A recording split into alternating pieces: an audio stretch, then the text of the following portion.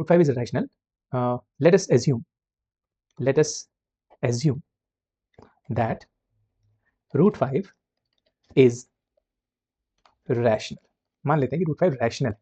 तो अगर जैसे रैशनल बोला मैंने इसको, तो रूट 5 को मैं p अपॉन q के फॉर्म में लिख सकता हूँ, where p and q are को prime integers and q is not equal to 0। ये बहुत इंपॉर्टेंट एजम्पशन हमने किया कि हमने रूट 5 को रैशनल मान लिया है, और रैशनल अगर है तो फिर रैशनल की परिभाषा ही होती है कि वो p अपॉन q के फॉर्म में होगा, और p और q हमने लिए सिंपलेस्ट फॉर्म में, मतलब को प्राइम का मतलब क्या होता है? को प्राइम का मतलब होता है ऐसे नंबर्स जो अपने सिंपलेस्ट फॉर्म में हो, उनमें कुछ भी कॉमन ना हो, उनका HCF 1 हो।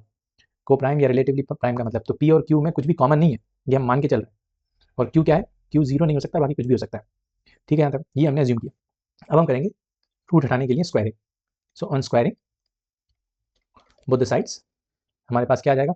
यहाँ हो जाएगा 5 और यहाँ हो जाएगा p square upon q square.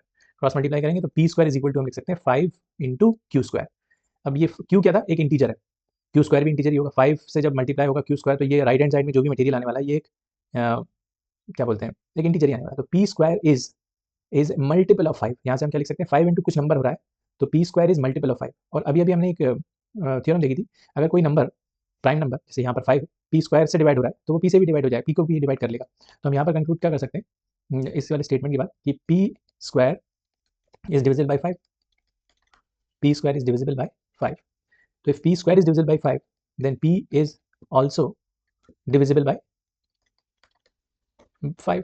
अब यहाँ पर आप वो थ्योरम कोट कर सकते हो जो ऊपर हमने समझी थी कि if p is a prime number then p divides a square then p divides a also।